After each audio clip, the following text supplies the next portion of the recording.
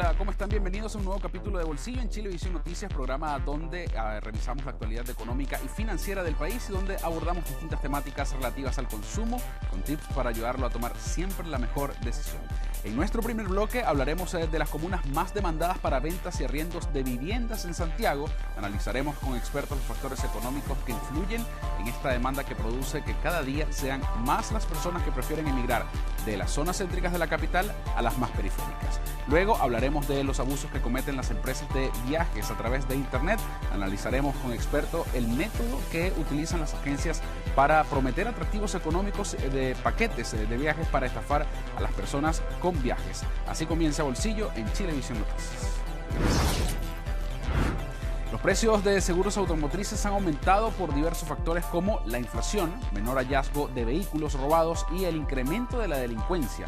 Usuarios denuncian que no solo les ha impactado su valor, sino que también sus modificaciones en la póliza, donde muchos ya no cubren siniestros específicos.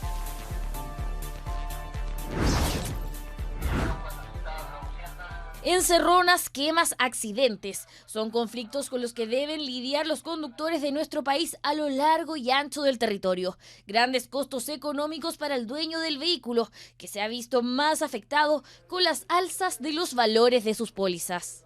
¿Su auto tiene seguro? Sí. ¿Sí? Sí. No, ¿No? ¿Por qué no tiene? porque es tan caro. No lo tengo. ¿Por qué no? Porque la verdad sale muy caro. Solo 1 de cada 3 vehículos está asegurado. El costo promedio en casos de siniestros aumentó un 43%. Aquí influyen distintos factores, como la mayor cantidad de autos circulando, la inflación, la menor tasa de vehículos hallados, como también el aumento de delitos, señalan desde la Asociación de Aseguradoras de Chile. En promedio vemos que los precios han aumentado como un 100%, como que los precios de los seguros en promedio se han duplicado. Una de las grandes razones que nos dicen es por un aumento de lo que se llama la siniestralidad, que la siniestralidad está compuesta de dos partes. Por un lado es la cantidad de accidentes que puedan haber o de robos que puedan haber, y por otro lado es el costo unitario para poder cubrir esos accidentes o esos robos. Muchos seguros han comenzado a modificar pólizas que no cubren los siniestros, sobre todo en los autos más robados del país. Una SUV Nissan Qashqai del año 2021 puede llegar a costar al mes 219.390 pesos si se contrata un seguro de tipo premium que cubre robos, hurto o uso no autorizado. Uno sin estos atributos básicos podría costar al mes 74.150 pesos, que no cubre robos. Y para expertos en materia legal, estas exclusiones por siniestros producirán efectos en el futuro. Porque también se produciría una ilógica en el comercio de que en consecuencia vehículos que son más o menos de alta gama no tendrían cobertura en el mercado asegurador y en consecuencia la misma compañía es como que se pega un disparo en el pie, digamos, ¿no? Ahí está mi camioncito. Las denuncias por el aumento de precios y condiciones también han llegado a la macro zona sur. Camioneros que han sufrido de quemas y robos en la llamada zona roja acusan que es cada vez más difícil adquirir un seguro por los siniestros. El día de hoy las compañías de seguro están muy reacias a pagar y más que eso a asegurar empresas que están aquí en la zona, por el riesgo que existe inherente de ser atacado en cualquier parte de la zona o de la macro zona sur, digamos. El tema es que no cubre el 100% tampoco, nosotros tenemos un deducible que pagar.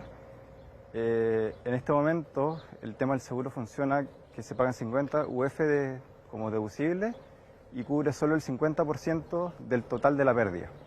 Una situación incluso peor para pequeños camioneros que han decidido invertir significando costos en sus ganancias o que incluso no pagan y corren el riesgo de transitar sin protección. Tanto, oiga, para como están los márgenes de flete ahora, es demasiado. Porque antes en un flete, póngale, quedan 300 lucas, ahora quedan 150. Para el camión que tengo yo no es una gran máquina, es un camión más viejito y se nos complica porque es muy cara la prima, es muy caro el seguro y por eso uno no toma esos seguros. Conflictos a lo largo del país, el no poder pagar un seguro o que este no cubra siniestros específicos, mientras el llamado es a revisar siempre la póliza a la hora de firmar y recordar que por ley la aseguradora debe entregar siempre un dispositivo GPS. Bien, y ponga atención con la siguiente noticia porque Maipú, Puente Alto y Quilicura lideran el ranking de las comunas con mayor número de casas para venta y arriendo para la clase media según un estudio. Mejores precios y mayor espacio han hecho que los santiaguinos se muevan de zonas céntricas y quieran comenzar una nueva vida en la periferia. Me gusta la casa por la comodidad y no el departamento. La verdad que el patio. Y sí, pues claramente la casa propia. Por tema de los niños, más que nada por el espacio, un departamento demasiado complejo. Querían espacio, mayor comodidad y que el precio fuera accesible. Y tenían claro que no querían un departamento. Puente Alto lidera el ranking de las comunas con mayor número de casas disponibles para venta y arriendo. Según cifras de yapo.cl, un total de 2.856 viviendas, de las cuales 2.230 están disponibles para venta y 626 para arriendo. Un ejemplo también más específico lo podemos ver en Puente Alto, donde es la comuna que presenta los valores más bajos dentro de Santiago a nivel comunal, con valores promedio de casas en 90 millones, lo que equivale el día de hoy a 2.600 UF. Maipú y Quilicura son las otras dos comunas que encabezan la lista con mayor número de casas disponibles en la región metropolitana. Se pueden comprar por un precio promedio entre los 90 millones y los 105 millones, mientras que comprar algo con similares características en comunas céntricas podrían llegar a costar 3 o 4 veces más. Por ejemplo, si nos vamos a la comuna de Quilicura, mayor rentabilidad sobre un 9% si lo comparamos año contra año.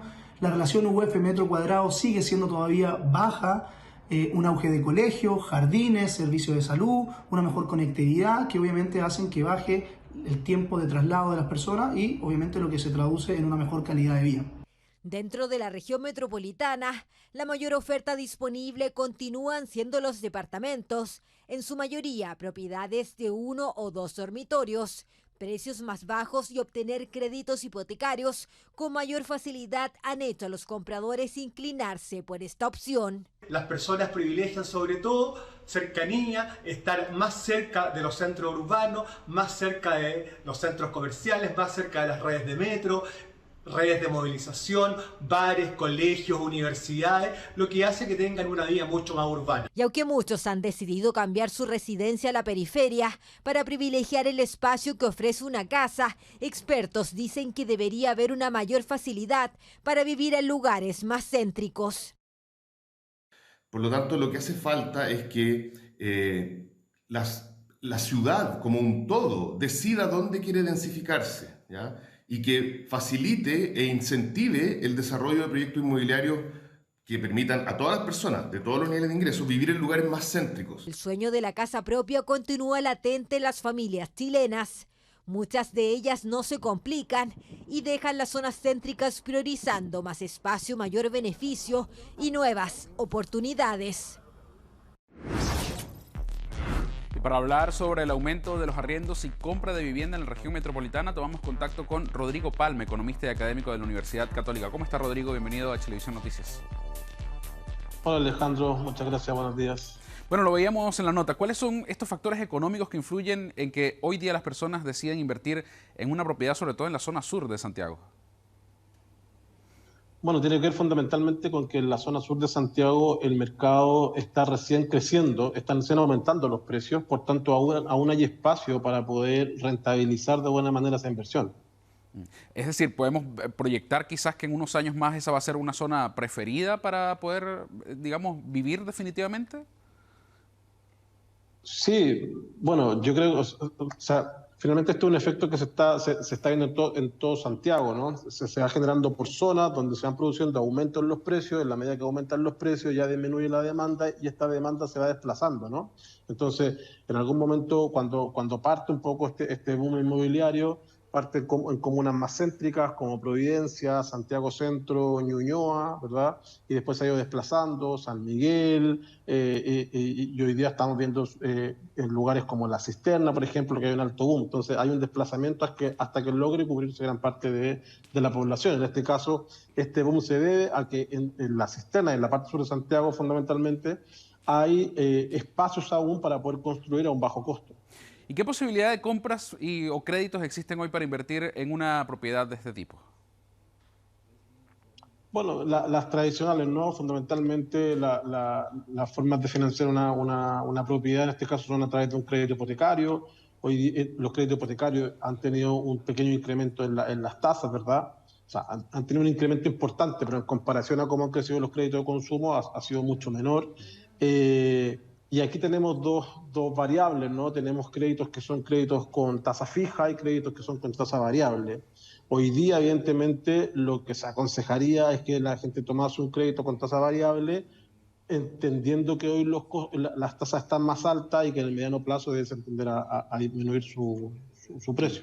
Y con el escenario económico actual, ¿qué conviene más? ¿Invertir en una propiedad o definitivamente esperar más tiempo? Quizás las políticas monetarias que apaciguen un poco, o vale la pena invertir en este minuto.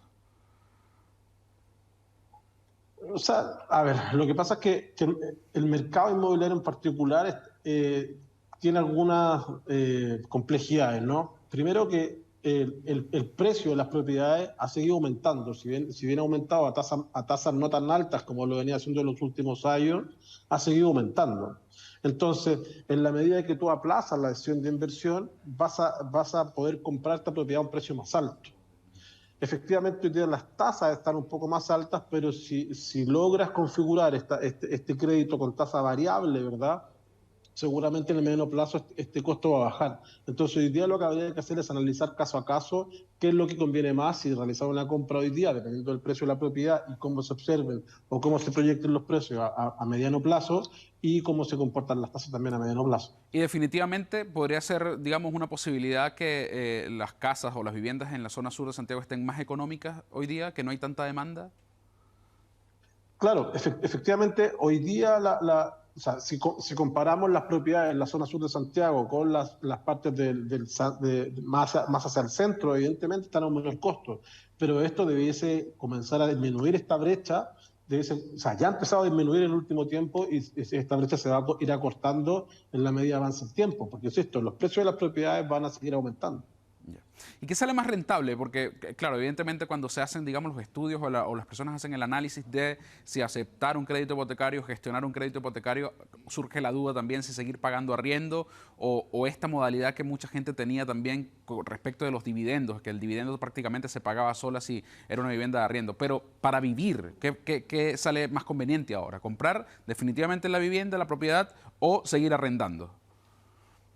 No, claro, siempre es mucho más conveniente ser dueño de la propiedad, ¿no? Porque finalmente si tú estás arrendando, estás tirándose dinero, por decirlo de alguna manera simple, ¿no? En cambio, si tú estás pagando tu propio dividendo, estás abonando a un valor de tu propiedad. Si en algún momento determinado decides irte, la puedes vender y vas a poder recuperar algo de la inversión que realizaste. En cambio, si tú pagas un arriendo, es solo un gasto. Esa es la diferencia en este caso. Si tú pagas arriendo, es solamente un gasto. Si tú pagas tu dividendo, es una inversión que vas a poder recuperar al menos una parte de ella cuando en el mediano o largo plazo. Rodrigo, por tanto, siempre sería conveniente poder comprarte la propiedad y pagar un dividendo a que estás pagando arriendo. Claro. Rodrigo, en ese sentido, ¿podemos proyectar cuándo se podría vislumbrar un buen escenario económico? Ya hay proyecciones para 2023, pero quizás con algo más de exactitud, sobre todo para el sector inmobiliario. La persona que quiera acceder a un crédito hipotecario podría esperar al 2023 o hacerlo ahora. ¿Se puede vislumbrar ese escenario económico? Depende de cuáles son las variables que estamos analizando, ¿no? Si vamos a analizar en este caso el costo del crédito, esperamos que para fines del próximo año el costo de los créditos vayan descendiendo. Ahora, respecto de los precios, yo creo que los precios van a seguir creciendo a tasas más bajas y esperamos ya que el año 2024, 2025, que se debiese producir una reactivación en la economía, vuelvan nuevamente a crecer a tasas mucho más altas de lo que lo están haciendo ahora. En definitiva, también otra arista importante es el tema del ahorro. ¿Qué tipo de crédito o métodos podríamos nosotros tener en este minuto para poder invertir en una vivienda? O métodos de ahorro, digo. Bueno, eso es más o menos complejo, ¿no? Porque depende un poco de cada familia. Efectivamente, hoy día las casas, las propiedades, hay que financiar o el 10 o el 20%, por tanto requieren de un ahorro importante de la familia, y eso, insisto, va a depender de cada familia de qué manera va a generar ese ahorro. ¿Y qué medidas se podrían adoptar hoy día para frenar esa inflación e incentivar quizás invertir en propiedades? Bueno, la inflación es lo que está haciendo el Banco Central, ¿no? Lo que está haciendo el Banco Central, que es aumentar las tasas, pero fíjate que hay algunos elementos que todavía fundamentalmente porque la inflación hoy día se explica mucho por parte de la oferta, por tanto estamos castigando de manera importante la demanda. Ahora, hay algunos proyectos, en este caso de parte del gobierno, que lo que están buscando es precisamente afectar de manera positiva al mercado inmobiliario. Por ejemplo, el gobierno presentó un proyecto donde el Estado se hacía garante del ahorro de la persona, en este caso del pie, ¿no? Por tanto, el riesgo para el banco empieza a disminuir. Esa es una fórmula, ¿no? Una fórmula bastante interesante porque finalmente el sector inmobiliario, el sector de la construcción fundamentalmente, es un sector importante fundamentalmente de empleo y esperamos que a fin de este año y a principios del próximo el empleo precisamente empiece a caer. Entonces, efectivamente, hay algunas políticas que se están desarrollando de manera importante y tiene que ir, desde mi perspectiva, por el lado fundamentalmente del financiamiento para que los consumidores de a pie, digamos, puedan comprarse una casa, puedan acceder a una casa, ¿verdad? Y puedan acceder fundamentalmente al financiamiento. Muchas gracias, Rodrigo Palma, economista y académico de la Universidad Católica, por conversar con Chilevisión Noticias. Vale, gracias a ti. Bien, nosotros vamos a una pausa y volvemos con más de Bolsillo en Chilevisión Noticias. Esperemos.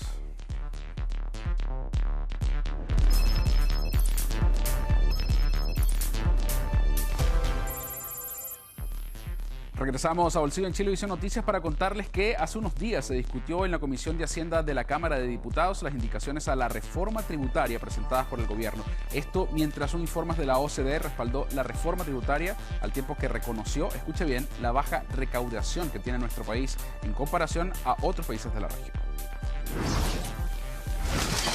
Casi se acaba el sexto mes de gobierno y la columna vertebral del programa, la reforma tributaria, avanzará en su discusión esta próxima semana en el Congreso.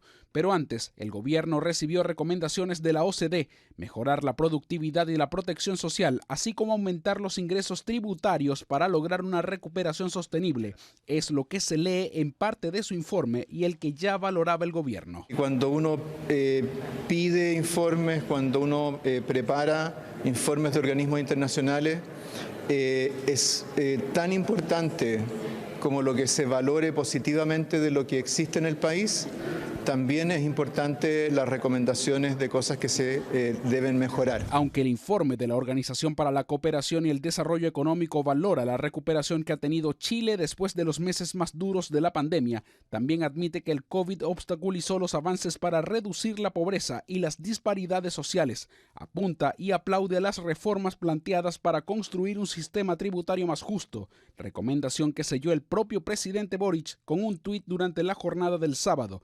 Punto aparte, la OCDE también devela datos no tan alentadores. Bueno, de hecho, justamente uno de los principales aspectos que indica el informe de la OCDE es que Chile tiene una baja recaudación tributaria con respecto a los países que la componen. Dice el informe que solo un tercio de trabajadores informales y solo una quinta parte de los chilenos paga el impuesto a la renta. En palabras simples, la recaudación de impuestos es lo que termina financiando el proyecto de gobierno. Por eso el dato es importante, porque finalmente, dicen los expertos, aquello repercute en el progreso económico y social de la ciudadanía.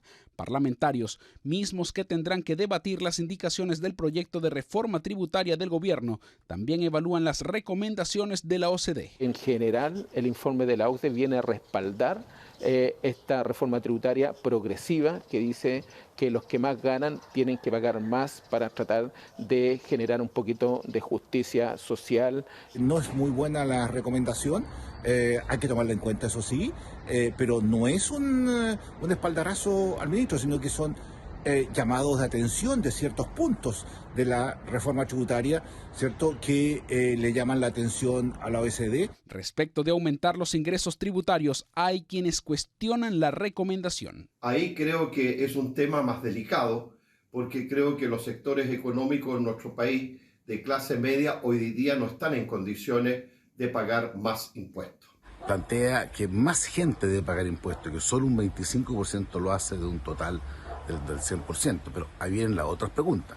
También hay que ver si los servicios públicos del país ofrece solo de la calidad necesaria que la gente necesita. Este economista pone paños fríos a la reforma tributaria y dice que ampliar la base de ingresos tributarios seguirá rigiendo para grandes corporaciones y no para los trabajadores que menos ganan. Por ejemplo, el impuesto al patrimonio. Y en ese aspecto se puede decir que sí, Chile podría recaudar una mayor cantidad de dinero con respecto al objetivo que plantea la reforma tributaria. Y por supuesto, hacia quién debería apuntar un poco esta reforma, principalmente a las corporaciones. Este lunes a las 14:30 horas, los diputados de la Comisión de Hacienda debatirán con suma urgencia las más de 20 indicaciones presentadas por el gobierno a su propia reforma tributaria. Ahí se definirá con más claridad su alcance. Para nadie es un secreto que los precios de todo han aumentado, pero sobre todo de los alimentos. Y la gran pregunta es si esto seguirá con este cambio de temporada de primavera. En esta línea, sorpresa ha causado la idea de la oposición de crear un subsidio para ciertos alimentos básicos y el gobierno ya lo analiza.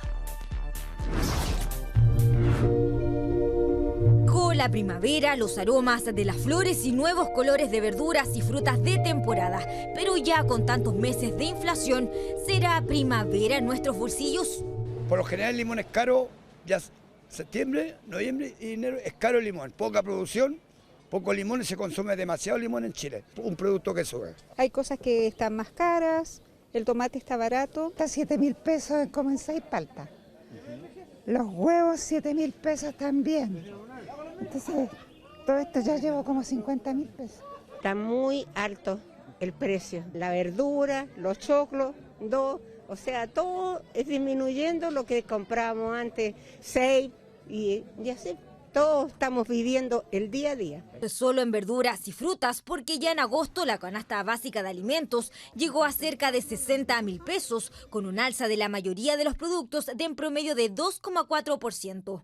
Lamentablemente los tiempos van a seguir difíciles y la inflación va a seguir aumentando. Es probable que cerremos el año con una inflación en torno al 13%. ¿Qué significa eso?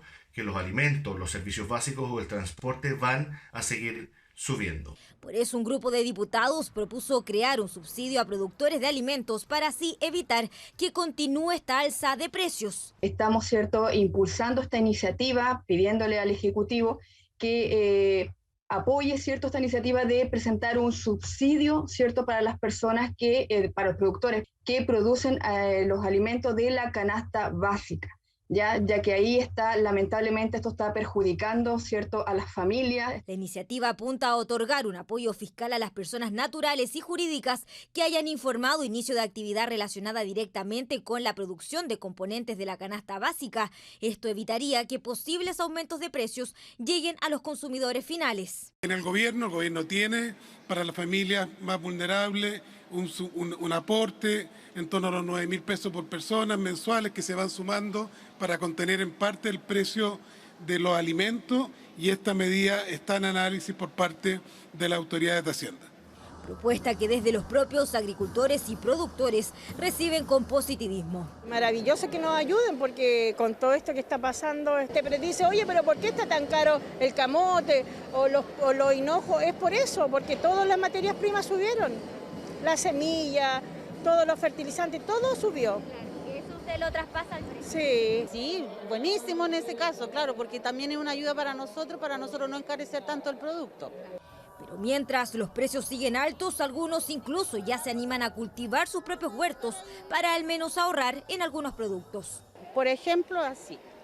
¿Eso de qué es? Esto es ají. Sí, y acá también tenemos lo que es la lechuga. Uy, son súper chiquititos. Claro, esto se va directamente a la tierra, lo puedes plantar en bolsa, en un cajón, en una maceta, como tú quieras, y ahí vas a poder tener tu propio alimento. Pero aparte que el ají no te va a dar solo un ají, te da mucho ají en toda la temporada. La lechuga hay personas que la cortan y le vuelve a dar, entonces aprovecha al 100% el básico, digamos. Un huerto en la casa y le comentaba que las semillas de pimentón no me han salido para nada. Ya. Así que por eso voy a aprovechar de llevar. ¿Lo quería intentar con esto? Sí. Sí, exacto. Todos los años he tenido tomate y ahora este año planté lechuga, voy a poner pimentones, pero sí, aparte que te ahorráis, sacáis tu propias verduras. Propuesta de subsidio que se cruza con la elaboración del presupuesto 2023, que se encuentra en su etapa de ajustes finales, pues debería estar terminado a más tardar el viernes 30 de septiembre. Eso mientras la primavera y los productos de temporada se ajustan a los golpeados bolsillos de los chilenos. El CERNAC anunció que va a fiscalizar a diferentes tiendas por exigir boletas a la salida de los locales, tras el aumento de reclamos que se habrían intensificado en el último tiempo. El organismo verá en terreno qué tan legal es y qué pasará si el cliente se niega a mostrar la boleta. Claro, no es como algo justo, claro, genera un poco de incomodidad a ciertas personas. Nicolás fue a comprar y al salir, dice, los guardias lo miraron con sospecha, por lo que le pidieron la boleta de sus productos. Él se la mostró, sin antes sentirse incómodo y sin entender muy bien por qué a él y no a otras personas. Bueno, claro, igual también depende del guardia, porque hay muchas veces donde ve como a la gente, bueno, cómo se viste, no es como a todos en general. Exigencia que habría aumentado en el último tiempo, generando malestar en personas que se niegan a mostrar la boleta. La situación llegó hasta el CERNAC. Al notar tantas quejas, anunciaron que tomarán cartas en el asunto. Nos interesa comprobar qué tan extendidas son estas prácticas y los criterios que se utilizan, pues sabemos por las alertas ciudadanas que algunas empresas solicitan la boleta a todas las personas que salen de los locales, mientras que otras lo realizan de manera aleatoria. Lo que podría caer en un acto discriminatorio. El objetivo es conocer las razones de las empresas ante este tipo de medidas que podrían vulnerar los derechos de los consumidores en el caso que no existieran razones justificadas de por medio, un debate que ya está sobre la mesa. No me parece. ¿Se lo tomaría mal personalmente? Sí, me lo tomaría mal. No le mostraría la boleta. Porque si ve que viene sellada la bolsa, ¿por qué le voy a mostrar la boleta? A mí no me molesta en absoluto que me la pidan. Yo creo que una manera también de controlar a los que se arrancan con cosas que no son de ellos. Si tú estás cometiendo un delito dentro de una tienda comercial, algo, obviamente el guardia tiene que estar al 100% seguro de que tú estás hurtando. La fiscalización del CERNAC incluirá el envío de oficios y además la visita en terreno a supermercados y tiendas. ¿Por qué? ¿Sabe usted si efectivamente es legal hacerlo? Si bien las empresas tienen la libertad de tomar medidas de seguridad de diversa índole, todo cambia cuando se trata de una detención. Segundo, hay otro problema. A las personas no se les puede estar atajando, no se les perdone la expresión, no se les puede estar deteniendo simplemente para que exhiban una boleta. De hecho, la propia ley del consumidor, en el artículo 15, en su inciso segundo, señala que solamente se puede detener a personas bajo la sospecha de que han cometido un hurto o un ilícito. Entonces, ¿se puede negar a exhibir una boleta? A mí me parece que tiene toda la de la ley. Yo lo que haría es... no tengo por qué exhibir una boleta. Si me están imputando algo, que llamen a Carabineros. El CERNAC además señaló que en caso de maltrato, discriminación o ser acusado de falso robo, las empresas arriesgan multas que pueden llegar a los casi 18 millones de pesos. Una investigación que recién comienza y que pretenden tenga rápidos resultados. Ponga atención a lo siguiente, porque el alza en la tasa de interés realizada por la Reserva Federal de los Estados Unidos podrían repercutir en nuestro país. ¿Cómo? Pues bien, con otra alza en la política monetaria nacional o incluso, escuche bien, si usted pide adquirir un crédito automotriz, este a la larga podría costar más. Los detalles en la siguiente nota. A más de 8.000 kilómetros de distancia está Estados Unidos. Bastantes millas nos separan, pero en cierto punto ambos países se encuentran. La Reserva Federal de Estados Unidos, algo así como el Banco Central nuestro, volvió a subir su tasa de interés. 0,75% fue el alza, quedando el país de Norteamérica con un rango de un 3,25%, mientras que Chile ya superó la barrera del 10%. ¿Cómo nos afecta a nosotros? Debería repercutir en los precios acá en Chile. Esa alza también afectaría, me imagino yo, el dólar. La distancia que nos separa nos une en lo económico. Al igual que en nuestro país, a raíz de la alta inflación, se ven en la obligación de subir sus tasas de interés para generar menor endeudamiento, pero eso lamentablemente repercute en Chile. En la carne, en la harina, es decir, en muchos de los bienes, sean insumos o productos finales, que necesitamos importar con un tipo de cambio más alto, nos vemos afectados. Uno de los principales efectos sería la depreciación del peso. La decisión de Estados Unidos de aumentar la tasa empuja un alza en el precio del dólar. Cuando hablamos de se depreció el peso, lo estamos diciendo en relación al dólar. Se necesitan más pesos para comprar un dólar. El peso se va devaluando, va a costar menos, estamos en una inflación que no se había visto nunca tan alta durante el último tiempo. Poco a poco hemos ido viendo cómo los productos más esenciales han ido al alza, sin ir más lejos la carne o el aceite, por mencionar algunos que importamos. Todas estas importaciones entonces suben de valor y eso se ve reflejado en los precios. Otro efecto es que el Banco Central podría volver a subir las tasas de interés, afectando principalmente los créditos a corto plazo, por ejemplo, la compra de un auto. Entiendo yo que suben las tasas de interés para que la gente no logre tener esos créditos y en este caso la inflación no siga aumentando. Justamente, pero eso tiene un costo que los países están asumiendo. Al subir las tasas controlo el consumo, es decir, la demanda interna, pero por el otro lado freno la inversión. La Reserva Federal indicó que las tasas comenzarían a disminuir en al menos 2 años más, hecho preocupante, pero que el ministro de Hacienda le puso paños fríos al asunto. El hecho de que en Estados Unidos o en otras regiones del mundo se prevea una inflación más larga no implica que en Chile no podamos empezar a ver declinar la inflación antes, porque nosotros hemos hecho antes la tarea. Otro factor que influye, y vaya que lo hemos notado, es el valor del petróleo, que tiene estricta relación con el tipo de cambio. Si bajara la benzina, a lo mejor bajaría un poco el costo de vida. No hay bolsillo que aguante esto. Ojalá que cumplan con lo que dijeron que iba a bajar de ahora en adelante. 2 semanas consecutivas que la benzina fue a la baja. Por ejemplo, en la de 93 octanos, la primera semana fue de 0,5 pesos, la segunda semana fue de 10 pesos y este jueves volvió a subir casi 10 pesos. Tenemos que valorar el mecanismo de estabilización del precio de los combustibles. Lo que hemos visto es que muchos países, no teniendo un mecanismo de esas características, tuvieron que absorber o trasladar a los consumidores íntegramente todo el aumento de precios internacionales de los combustibles. Con la decisión de la Reserva Federal ya tomada, el precio del dólar debería comenzar a estabilizarse. El proceso para detener la inflación es largo, pero ajustarse... Regresamos a Bolsillo en Chilevisión Noticias y preste atención con la siguiente información, sobre todo si necesita una hora para el registro civil, porque a través de internet individuos están estafando a las personas al ofrecerles acelerar el proceso de la solicitud de hora a cambio de un monto de dinero. Varios extranjeros ya han sido estafados, por lo que las autoridades se encuentran realizando una investigación para detener a estos embaucadores. Rosa Cepeda es colombiana y luego de 3 años de trámites y esperas logró finalmente regularizar su situación migratoria. Contenta, se dispuso a solicitar hora en el registro civil para obtener la cédula de identidad chilena. Relata que la ansiedad por tener sus papeles la llevó a buscar una forma de acelerar el proceso y así llegó a esta publicación en Facebook, donde por 15.000 pesos un individuo ofrecía venderle una hora en el registro civil para el día siguiente. Supuestamente una cita que me la agendaban para el otro día, cancelé 15.000 pesos. Al otro día mi cita era a las 9:30 de la mañana. Cuando llegué al registro civil me llevé la sorpresa que me habían estafado.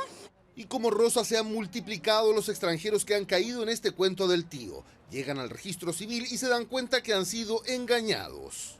Me dijeron que no, o sea, que era algo falso y perdí la hora. Mi prima viene por eso, porque ya le habían dado una supuesta cita y le dijeron que esa fecha no existía. Entonces viene a ver qué solución le pueden dar, porque no, supuestamente tiene una fecha para noviembre, pero no aparece registrada, la verdad. Finalmente los afectados terminan defraudados tanto económica como moralmente. Perdieron 15.000 pesos, pero advierten ganaron experiencia y prudencia, ya que tras ser engañados deciden informarse por los canales y vías oficiales. Y que no se dejen llevar por las personas que te dicen toma esta hora para mañana por lo fácil, ¿sabes? Porque ya sabemos que aquí nada es fácil. Comete la irregularidad tanto la persona que vende la cita como la persona que la paga, porque debe cumplir con sus tiempos. Me fue muy bien por el internet, me dieron la cita legalmente y nada más, y ya me atendieron. ¿Le atendieron? Oiga, ¿sabía que en internet andan personas que andan ofreciendo horas que no son reales? Pero los dicen acá que no le paremos bola a eso. O sea, ¿les informaron? Sí, que no paremos bolas porque sí hay gente que está haciendo maldad. Efectivamente, en el registro civil nos confirmaron que estaban al tanto de esta modalidad de estafa. De hecho, ya presentaron una denuncia en el Ministerio Público. Además, se recordaron que el trámite de obtención de cédula es personal e intransferible. Se hace de forma presencial y ninguna persona puede hacerlo a nombre de otra. La reserva de hora es gratuita y la identidad de la persona es comprobada al momento de llegar a cada una de las oficinas del registro civil. En este caso, para concretar la estafa, los embaucadores incluso falsifican los correos de confirmación de toma de horas que envía el registro civil, lo que también constituye un delito, el de falsificación de instrumento público, por lo que la pena es más grave. Al existir reiteración, en primer término la pena de este delito parte en presidio menor en su grado mínimo, es decir, en los 61 días. Y dependiendo del monto de lo defraudado para cada delito en cuestión, puede llegar incluso hasta los 5 años. Tenga en cuenta que una hora en el registro civil, por ejemplo, para renovar la cédula, puede ser agendada incluso para febrero del próximo año, por lo que tenga certeza que cualquiera que le ofrezca acelerar este proceso previo pago de dinero le está mintiendo e intentando estafar. Indignados se encuentran cientos de personas que perdieron sus ansiadas vacaciones a causa de una agencia de viajes que aseguran no está cumpliendo con lo pactado. En muchos casos la empresa ofrece reagendar los viajes, pero para esto exigen el pago de más dinero, cuando los expertos en derecho al consumidor explican que los afectados deberían recibir una compensación y no un cobro extra. En 2019, Rodrigo y su pareja Nicole decidieron viajar a Cancún. Compraron un paquete turístico que tenía fecha de salida en agosto del 2022. Durante todo ese tiempo planearon esperanzados sus ansiadas vacaciones en el extranjero. Sin embargo, aseguran que a menos de una semana de comenzar su aventura, la agencia Multiviajes se contactó con ellos para entregarles una mala noticia. Una semana antes del 3 de agosto nos dijeron que tuvieron un error administrativo y que tenían que reprogramar, y para ello nos estaban pidiendo 1 millón extra de lo que ya estábamos pagando, que eran más de 2,7 millones. Cualquiera esperaría una compensación por la molestia y no un cobro extra. Por lo mismo comenzaron a indagar y en la web se encontraron con una serie de reclamos contra la empresa, por lo que solicitaron la devolución del dinero. Después nos dimos cuenta que realmente no es una u otra persona que ha tenido este problema, son 100 personas. Entonces el hecho de que me digan no se puede reembolsar el dinero, tiene que hacer otro voucher, y ahora después de tanto pelear me dejaron como reembolsar el dinero, que aún no veo un peso. Nos hicieron una forma de pago de 10 meses para devolvernos los 2,7 millones, a lo cual ya han pasado hace 2 meses que no nos han pagado, y a muchas otras personas con las que nos hemos contactado están igual. Esta es la tercera nota que emitimos dando a conocer reclamos similares contra esta agencia de viajes. Aún así continúan apareciendo afectados. En agosto y septiembre no se realizó el pago de la devolución del dinero. Me siento súper desilusionada, me siento muy enrabiada y solo quiero una solución. Ellos solo tramitan. Fuimos hasta las oficinas de Multiviaje ubicadas en calle Ahumada. Así nos recibieron. Hola, ¿qué tal? Un minuto. Nos entregaron el contacto del gerente general, quien solo accedió a responder vía telefónica lo siguiente. Usted puede reagendar, puede cambiar su destino, puede fijar una nueva fecha, puede obsequiarle su boleto a otra persona. En el Servicio Nacional del Consumidor son varios los reclamos que han recibido contra la agencia Multiviajes. En lo que va de este año hemos recibido cerca de 300 reclamos contra la agencia Multiviajes, de los cuales un 62% no ha sido respondido, mientras que solo un 31% ha sido respondido en forma favorable para los consumidores. En este caso, los expertos en derecho explican que los afectados pueden solicitar la devolución del dinero. Si esto no ocurre, siempre se puede demandar. Entonces, puede ser que esa empresa se vea constreñida a pagar una multa y además una indemnización de perjuicios a esta persona. Las multas son bastante elevadas, pueden llegar a las 300 UTM. Que son poco más de 18 millones de pesos, pero todo eso implica un proceso legal y por ende más gastos. Por eso sea precavido y verifique que la empresa o agencia en que está comprando no posea reclamos y le dé garantías de cumplimiento. Y para analizar más detalles sobre cómo se cometen este tipo de abusos en las agencias de viajes a través de Internet, vamos a tomar contacto con Ignacio Labra, profesor de Derecho Civil de la Universidad Alberto Hurtado. ¿Cómo está, Ignacio? Bienvenido a Chilevisión Noticias. Hola, buenos días, José Alejandro. Muchas gracias. Buenos días para ti también. Lo veíamos en la nota. ¿Cómo se cometen estos delitos de agencias de viajes que, bueno, prometen paquetes de viajes atractivos, al parecer, a través de Internet? Bueno, hay diversas fórmulas. Tenemos por un lado las estafas, que son de llano empresas que se constituyen, ni siquiera legalmente, a veces por página web o por redes sociales, para celebrar la venta de servicios que nunca se tiene la intención de prestarse, y por lo tanto estaríamos ahí directamente ante una estafa. Y por otro lado, sencillamente hay empresas de agencias de viaje que ya sea que la máquina les pasa por encima, no logran contratar los servicios o empiezan a quedar con la caja de dinero corta, por lo tanto empiezan a incumplir algunos contratos. Son dos supuestos distintos. Por un lado, las empresas que derechamente no intentan o nunca tienen la intención de realizar el viaje, y por otro lado, las empresas que incumplen los contratos.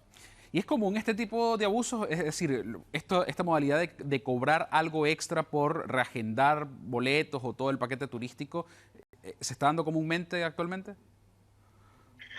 Técnicamente, si estamos en un supuesto, en una empresa normal, por llamarlo de alguna manera, que no estamos en una estafa,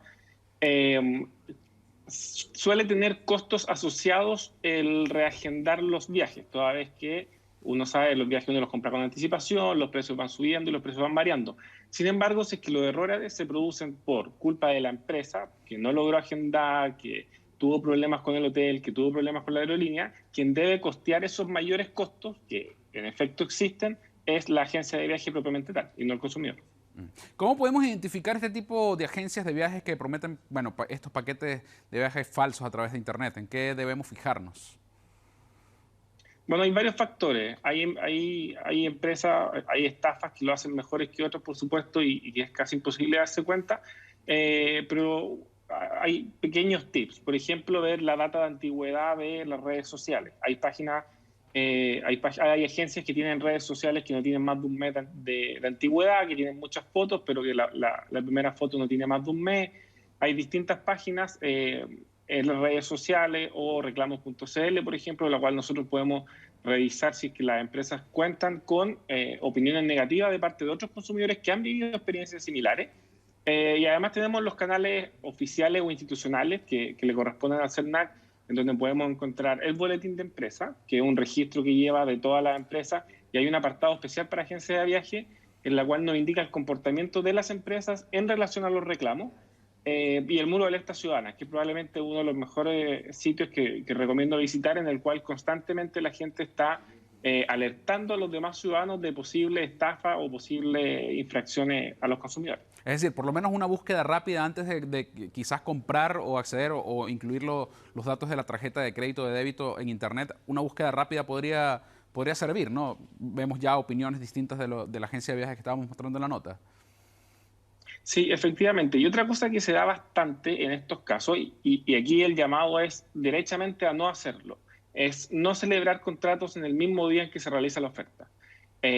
Hace muchos años atrás salió el caso de las ventas de vacaciones compartidas. Ustedes recordarán, surgió una normativa al respecto que permitía a las personas arrepentirse, pero se ha dado mucho en la práctica reuniones convocadas al evento en las cuales obligan a los consumidores a celebrar el contrato en el mismo día, ofertas muy llamativas con muy poco plazo para celebrar el contrato, y a eso ya es más o menos una alerta que uno debería estar atento a por lo menos repensarlo. ¿Qué tiempo debe pasar entre, por ejemplo, volviendo al tema de las agencias de viajes en Internet, si ya se hizo la compra, ya se efectuó la compra, ya no está el dinero en mi cuenta de banco, ¿qué tiempo debo esperar para, digamos, levantar sospecha o derechamente accionar judicialmente contra la empresa? ¿Cuál es el tiempo prudente? Bueno, el principal problema de estos casos es que normalmente uno compra hacia el futuro. Entonces, mientras no llegue el día pactado, por ejemplo, si compramos un pasaje aéreo para final de año, para el 31 de diciembre, mientras no llegue el 31 de diciembre es difícil iniciar acciones, salvo que por diversos medios nos demos cuenta que se trata de un delito de estafa, entonces ya podríamos empezar a hacer reclamos. Una vez llegado el día, 31 de diciembre, y se cancela el vuelo o directamente nos señalan que no vamos a poder volar, que vamos a tener que contactar, que vamos a tener que entregar más valor, ahí de inmediato se pueden tomar las diversas acciones y los diversos caminos legales que existen, ya sea demandar individualmente en el juzgado de policía local, dirigirse al CERNAC, comunicarse con asociaciones colectivas, etcétera. ¿Qué debo hacer, por ejemplo, cuando esta empresa, por X o Y motivo, cambia o reagenda o nos comunica que debe reagendar el viaje o el paquete turístico, entre otras cosas, y me exige dinero? ¿Cuál debe ser la respuesta de la persona que está comprando ese paquete turístico? Ya, lo más importante, si es que le reagendan el viaje, el consumidor tiene derecho a cancelarlo. es decir, a pedir el reembolso. ¿Pedir la devolución del dinero? Pedir la devolución íntegra del dinero. ¿Por qué? Porque es la empresa, la agencia de viaje, quien está cancelando el viaje. Salvo que se trate, lo vimos a través de la pandemia, que fue por casos de COVID, ahí las empresas hicieron diversos mecanismos, ofrecieron vouchers, ofrecieron posponer los viajes, ofrecieron diversos mecanismos.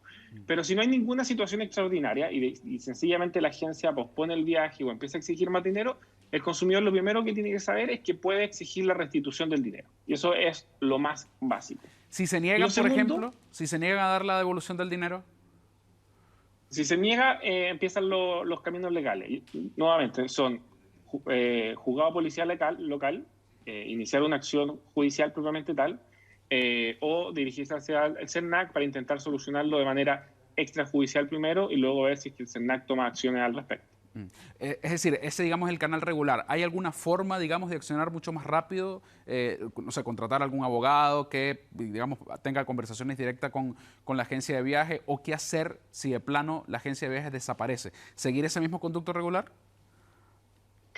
En los casos en que las agencias desaparecen, que da a pensar que por lo menos hay ribetes de un delito, ribetes de estafa, la recomendación nuevamente es reclamo al CERNAC, que el CERNAC es quien con estos antecedentes realiza la misma institución la derivación al Ministerio Público para que inicie una investigación penal.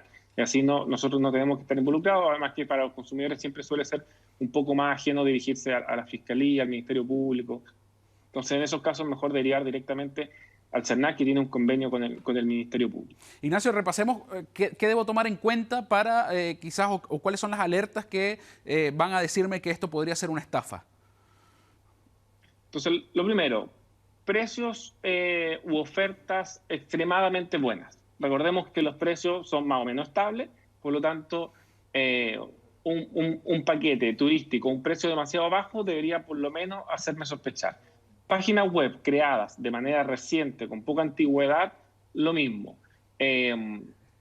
Alta actividad o hartos comentarios de parte de otros consumidores que tengan mala experiencia con la empresa, deberían hacernos dudar, ya sea en las mismas redes sociales, en las páginas de Facebook, de Instagram, o ya sea por el boletín de empresas del CERNAC o incluso en reclamos.cl, deberían hacernos repensar un poco. Y lo más importante, como lo acabo de decir, tomarse un tiempo de reflexión antes de contratar el servicio. En la mayoría de los casos que uno puede ver son ofertas agresivas, lo que lleva a una compra compulsiva.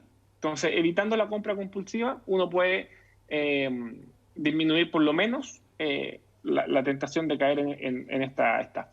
Ignacio Labra, profesor de Derecho Civil de la Universidad Alberto Hurtado, gracias por conversar con Chilevisión Noticias. Muchas gracias a ti.